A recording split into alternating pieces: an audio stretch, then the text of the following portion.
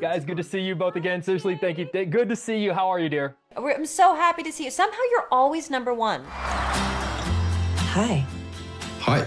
This is your trailer? Yeah, I'm in the band. We're performing on the main stage. August Moon? Yeah. I do love the first moment you guys meet each other when Celine meets Hayes. She has no idea who he is and kind of slowly starts sort of figuring it out. I was wondering if you guys had a moment where you had an embarrassing encounter with a celebrity where maybe you geeked out too much, or maybe on the opposite end of the spectrum, maybe you didn't know who they were. I'm sure I've embarrassed myself. I get it wrong a lot. I'm chiller now, but in the beginning, I wouldn't know how to handle all my adrenaline, and that wasn't their fault. It was a little bit. It was born of respect, but not fun for them. I feel like whenever there are people in the room that I wildly respect, I tend to run in the opposite direction because I don't want to disturb their peace or anything like that. Yeah. I was doing a play and it was opening night, and at the after party, across the crowd like a glowing angel, I see Isabelle Huppert. And I was just like, I'm like, oh my God, like I was so nervous, like, and I like slowly like made my way over, and I just go up to her, and then we lock eyes, so it's like, okay, this is happening.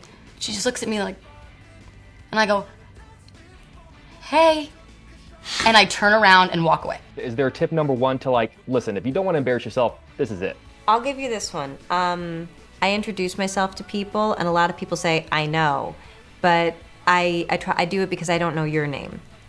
So I think a great first step is if somebody sticks out their hand, even if you know their name, introduce yourself as well. I don't know if you remember me, but we met in Coachella. Yes, I remember you. There's a small moment in this movie that I love when the biggest pop star on the planet says that he hates when people use his full name. He says first and last name doesn't tell the whole story. What story does Annie tell that Anne Hathaway does not? Once upon a time, a teenage boy with a big dream named Jake walked into a hotel room, and he interviewed someone called Anne Hathaway, and she said, Jake, call me Annie. And he proposed to her. Would you be my junket wife? And she fake accepted.